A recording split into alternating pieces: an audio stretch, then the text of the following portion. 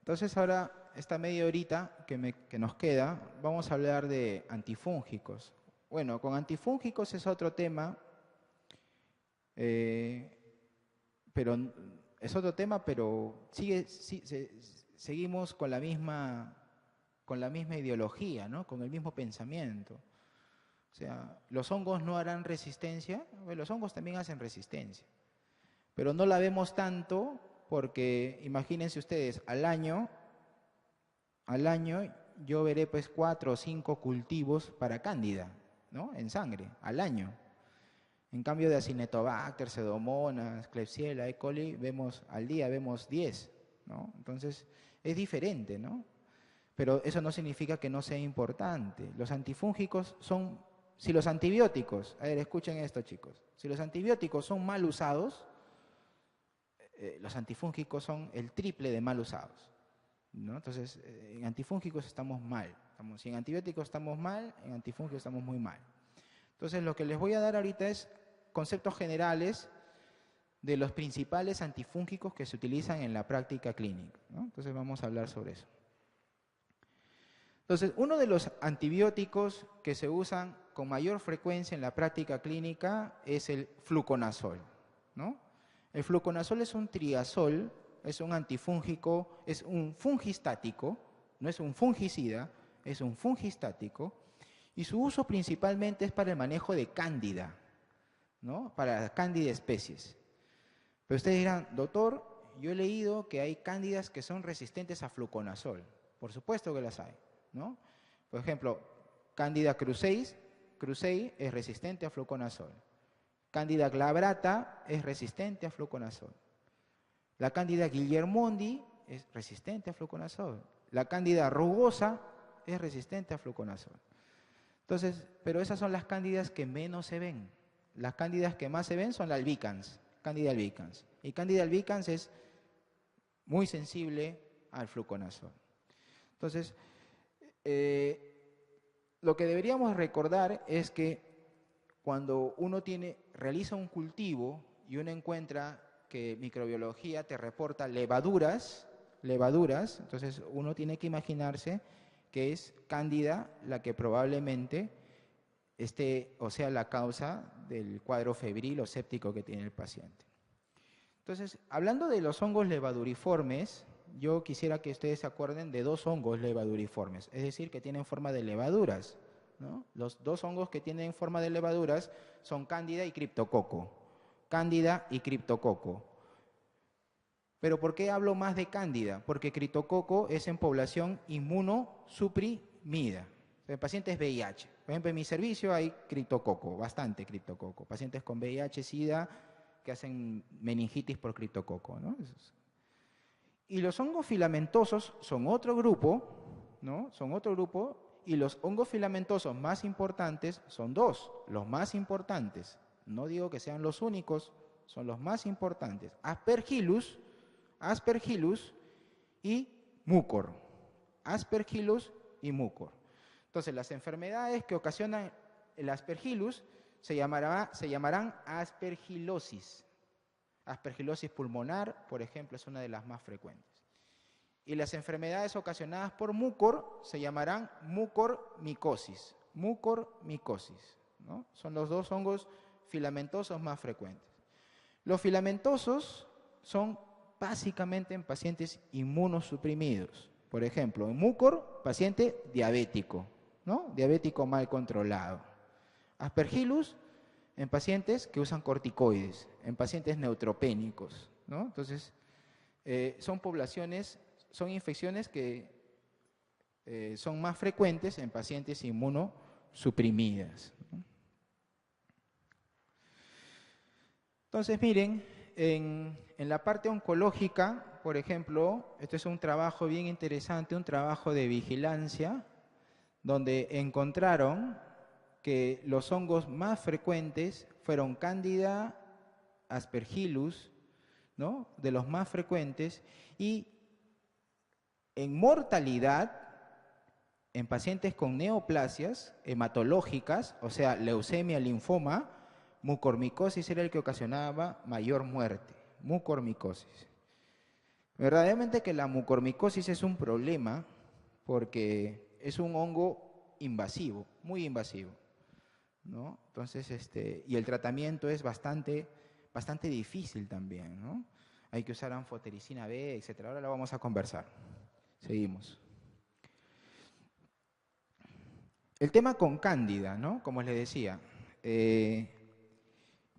fluconazol es un muy buen antifúngico, pero han aparecido otros en los últimos 10 años, ¿no? Como las equinocandinas, equino como equino y candinas como cándida, ¿no? Equinocandinas, así se llaman. Estos grupos de antifúngicos son muy usados y son de elección. Ahora son de elección para el manejo de las candidemias. O sea, actualmente en el mundo las candidemias se manejan con equinocandinas. ¿Y cuáles son las equinocandinas? ¿No? Son 3 básicamente, ¿no? Caspofungina, anídula fungina y mica fungina. Son las 3 equinocandinas que se están en el mercado actualmente, ¿no? ¿Y por qué digo que son de elección? Porque son fungicidas. Habíamos dicho que el fluconazol era fungistático. ¿Qué significa fungistático? Significa que solamente inhibe la reproducción o replicación del hongo, pero no los mata. Lo que los mata es el sistema inmunológico, ¿no? O sea, ustedes saben que cuando uno usa un antimicrobiano, actúan 2 cosas, ¿no? El antimicrobiano y el sistema inmune. No es solo el antimicrobiano, ¿no? Entonces, con el fluconazol inhibe el crecimiento, la replicación o la reproducción del hongo, pero finalmente el que termina por aniquilarlos a estos es el sistema inmunológico. En cambio, cuando es fungicida, el sistema inmunológico trabaja menos, ¿no? Entonces, yo prefiero, por ejemplo, un fungicida en un paciente neutropénico. ¿Por qué? Porque el neutropénico, su sistema inmune, ¿cómo estará? Disminuido, pues, ¿no? ¿Cómo va a trabajar un sistema inmune de un neutropénico? ¿No? Entonces, esas situaciones hay que recordarlas, ¿no? Ok, entonces las equinocandinas son el tratamiento de elección para las candidemias, ¿no? De elección. Acá interesante es que, por ejemplo, las cándidas no albicans últimamente están siendo más frecuentes que las cándidas albicans. Antes, las cándidas albicans eran las más frecuentes, pero ahora son las no albicans. Y si son no albicans, es un problema. ¿Por qué? Porque hay una probabilidad de que sean resistentes a fluconazol. Si es resistente a fluconazol, habría que buscar otras opciones, ¿no? Como las equinocandinas, que son de elección.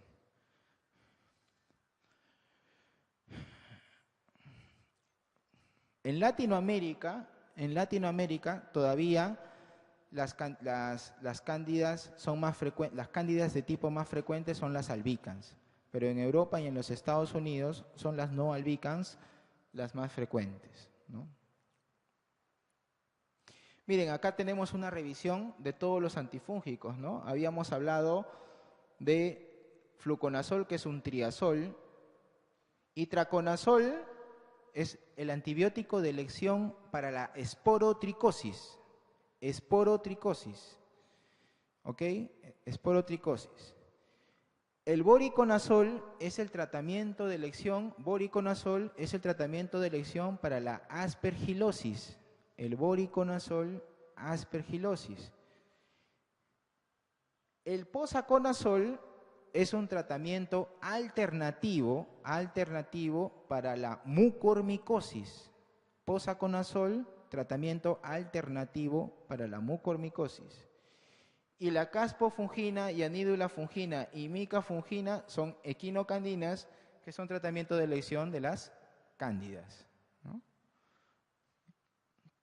Y arriba tenemos a la anfotericina. La anfotericina es un antifúngico bien antiguo, de la década de los 60. tiene muchos eventos adversos, aún se sigue usando.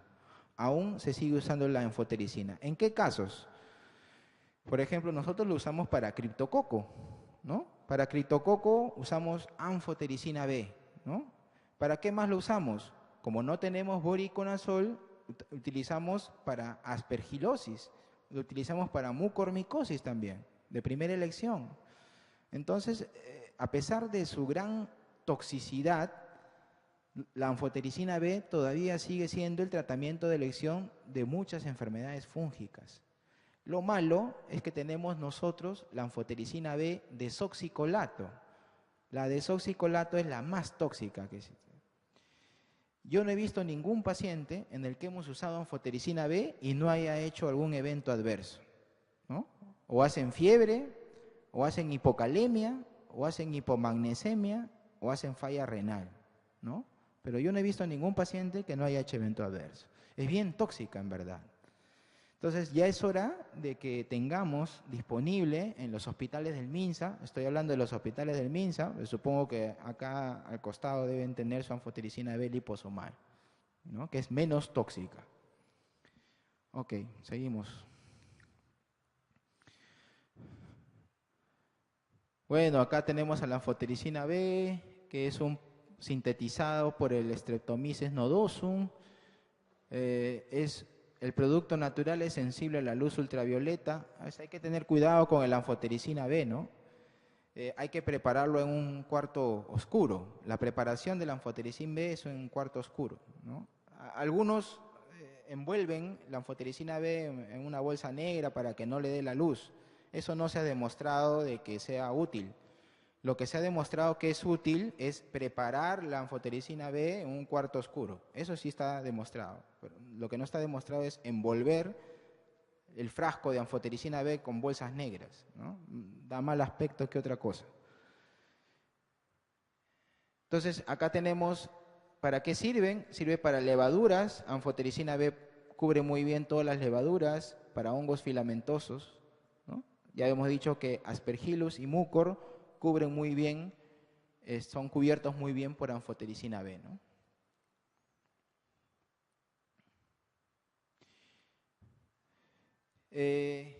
Anfotericina B liposomal es lo que se usa actualmente en todo el mundo, ¿no? En Europa, por ejemplo, utilizar desoxicolato es una mala práctica médica. O sea, que un médico use anfotericina B desoxicolato en un paciente en Europa es sinónimo de irse preso, porque le está dando un fármaco muy tóxico, ¿no? Que fue sintetizado en la década de los 60, ¿no? Entonces, allá utilizan liposomal. Y la experiencia con liposomal es interesante porque la incidencia de eventos adversos es muchísimo menor, es 5 veces menor la incidencia de eventos adversos. Entonces, menos nefrotoxicidad, menos estancia hospitalaria, menos corrección de trastornos electrolíticos, ¿no? Para el paciente, y eso es muy, muy bueno.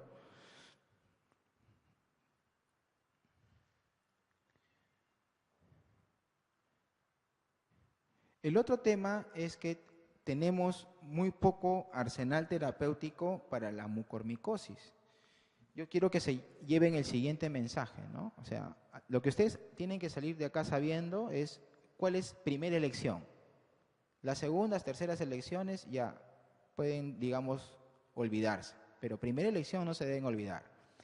Primera elección para criptococo, primera elección anfotericina B, primera elección. Ahora, desoxicolato o liposomal, no importa, pero es anfotericina B.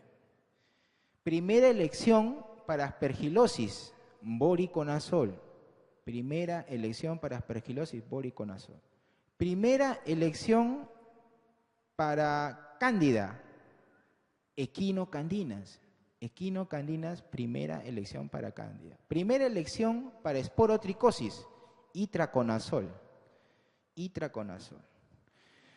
Primera elección para mucormicosis, anfotericina B. Anfotericina B es la primera elección, ¿no? ¿Qué más? ¿Habrá algún hongo que me olvido? No, creo que esos son los hongos más importantes, ¿no? Son los hongos más importantes. Doctor, ¿y qué del ketoconazol? No, ese ketoconazol ya no se usa. Ya, pues. El ketoconazol es muy tóxico. No creo que la única forma que se usa ketoconazol actualmente es en forma de champú, ¿no? Para los que tienen dermatitis seborreica, champú de ketoconazol, ¿no? La única forma que se utiliza ketoconazol. Doctor, ¿y qué hay de los otros antifúngicos? Pues la terbinafina, por ejemplo. ¿Han escuchado de la terbinafina? La terbinafina es para el manejo de las onicomicosis, ¿no? Terbinafina, manejo de las onicomicosis, ¿no? Son tratamientos para micosis superficiales, digámoslo así, ¿no?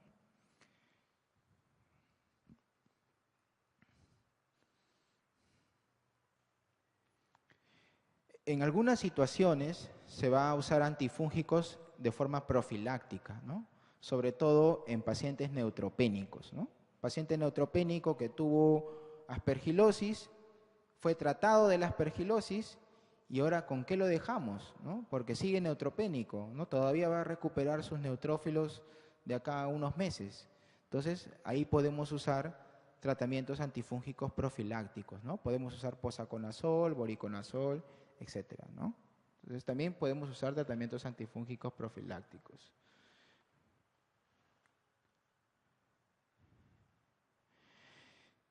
A ver, eventos adversos, ¿no? Creo que no hemos hablado mucho de eventos adversos. El voriconazol, su principal evento adverso es la fototoxicidad. La fototoxicidad, ¿no? El paciente que está usando voriconazol y se expone al sol, se broncea espectacularmente, ¿no? Eventos adversos de fluconazol, hepatotoxicidad, ¿no? Básicamente es hepatotoxicidad.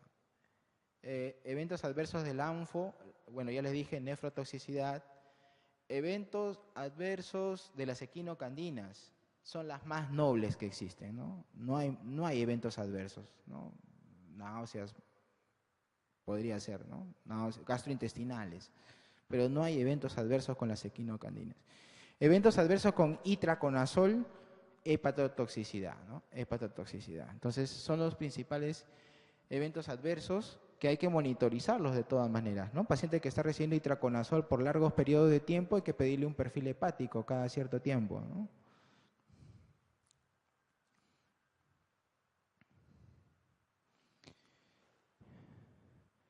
El posaconazol es un antifúngico que sirve como terapia de rescate para la mucormicosis. O sea, la primera elección de mucor hemos dicho, ANFO. Si el paciente no va bien con ANFO o la evolución no es buena, podemos agregar posaconazol a la terapia, ¿no? Lo malo es que posaconazol es carísimo en el mercado, ¿no? Es muy caro. Las equinocandinas también son caras, ¿no? Una ampolla de caspofungina está en 1.200 soles. Una ampolla. Es una al día. Un paciente con candidemia por lo menos necesita 14 ampollas, por lo menos, una al día. Son 1.200 por 14, saquen su cuenta, ¿no? Casi 20.000 soles. Entonces, el tema con estos antifúngicos es que es muy caro. Y por eso seguimos usando fluconazol, por eso seguimos usando anfotericina B, ¿no? Porque el CIS no lo puede pagar, no lo puede cubrir, ¿no?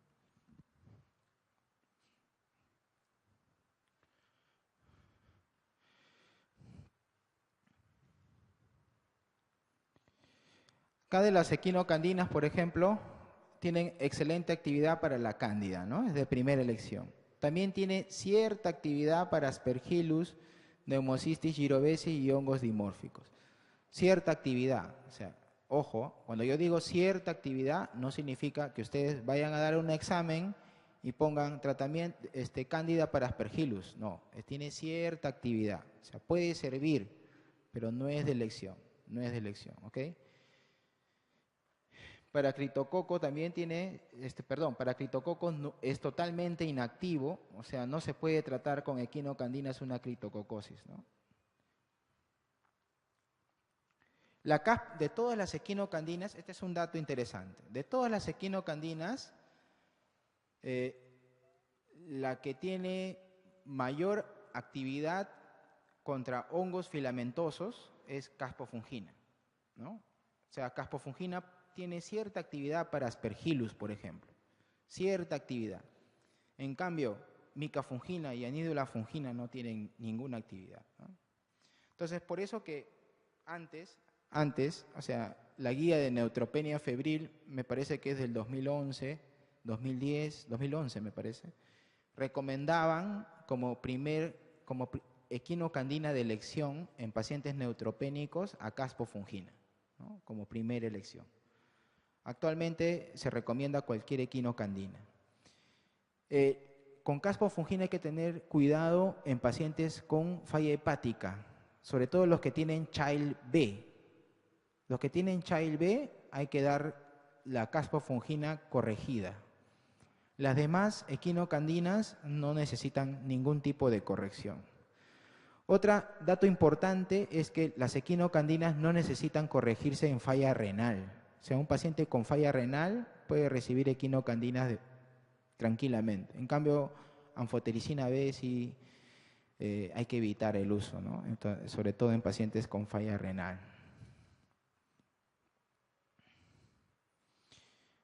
Bueno, acá están las dosis, algunas dosis de las equinocandinas. Y este es un antifúngico nuevo que ha salido en el mercado, isavuconazol. Eso es nuevo, es novedad. O sea, de repente los que llevaron farmacia en los últimos años lo han revisado. Isavuconazol es un fármaco, o es un antifúngico prometedor. ¿Por qué prometedor? Porque es por vía oral, también existe por vía endovenosa y que tiene muy buena tolerancia, o sea, no tiene casi ningún evento adverso y que tiene muy buena actividad contra hongos invasivos, como Aspergillus, ¿no? Dice, podría ser en el futuro el tratamiento de primera elección para aspergilosis invasiva. Entonces, isavuconazol promete ser un buen antifúngico porque no solamente cubre Aspergillus, sino también cubre criptococo. Habíamos dicho que las equinocandinas no cubren criptococo. Y isavuconazol cubre cándida, criptococo y Aspergillus. O sea, sería como la bomba de los antifúngicos. Sería como la bomba de los antifúngicos. Entonces, ese es un buen antifúngico que ya está en el mercado, ¿no? Obviamente en los Estados Unidos y en Europa, acá en Perú, esperemos que llegue algún día. No sé si hay alguna pregunta, lo demás ya es más relacionado a oncología, que son los que más usan antifúngicos en el Perú, ¿no? Por sus neutropenias febriles y por el tema de los trasplantes. Si hay alguna pregunta sobre antifúngicos.